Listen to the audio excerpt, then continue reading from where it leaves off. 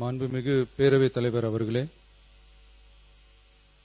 நமது அரசால் பெண்கள் பயன்பெறும் வகையில் அவர்களின் முன்னேற்றத்திற்காகவும் பாதுகாப்பிற்காகவும் பல்வேறு திட்டங்கள் தீட்டப்பட்டு இதுவரை சிங்கப்பெண் சிறப்பு அதிரடிப்படை திட்டம், தாய்மாமன் தங்கமோதிர திட்டம், வெற்றி மகளிர் ஆடுகள் வளர்ப்பு திட்டம், அண்ணனின் சீர்திட்டம் போன்ற திட்டங்கள் அறிவிக்கப்பட்டு அதற்கான நிதி ஒதுக்கீடும் செய்யப்பட்டு நடைமுறைப்படுத்த நடவடிக்கைகள் மேற்கொள்ளப்பட்டு வருகிறது. மேலும் நமது அரசு மக்களின் வாழ்வாதார முன்னேற்றத்தினை முதன்மை நோக்கமாக கொண்டு வெற்றி தொலைநோக்கு திட்ட ஆவணத்தினை வெற்றி விஷன் டாக்குமெண்ட் வெளியிட்டுள்ளது.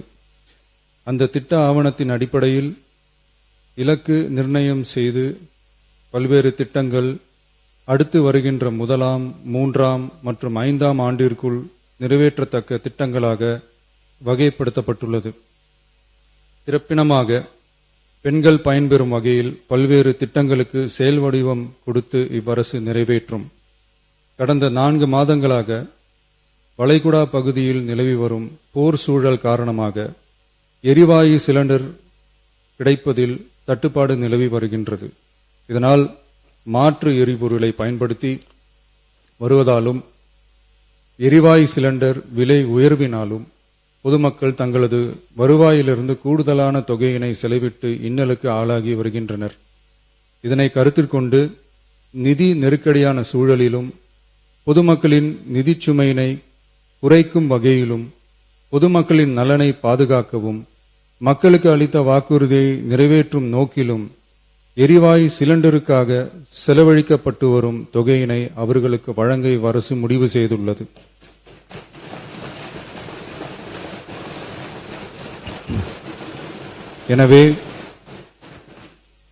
எனவே குடும்பத் தலைவிகள் பயன்பெறும் வகையில் முதல் கட்டமாக அன்னபூர்ணி சூப்பர் 6 திட்டத்தில் ஆண்டிற்கு 3 விலையில்லா எரிவாயு சிலிண்டர்கள் வழங்கப்படும்.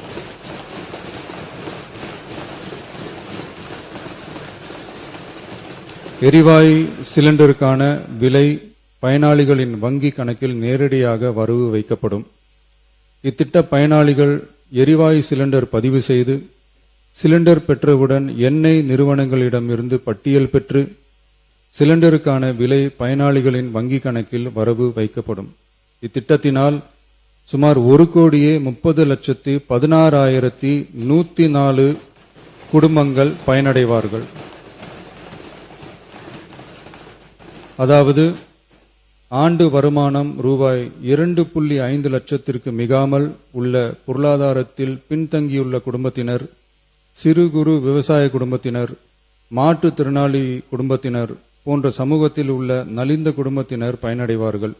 இத்திட்டத்தினை செயல்படுத்துவதற்கான ஆயத்த பணிகள் துவங்கப்பட்டுள்ளது. இத்திட்டம் வரும் பொங்கல் பண்டிகை ஜனவரி மாதம் முதல் செயலாக்கத்திற்கு கொண்டு வரப்படும்.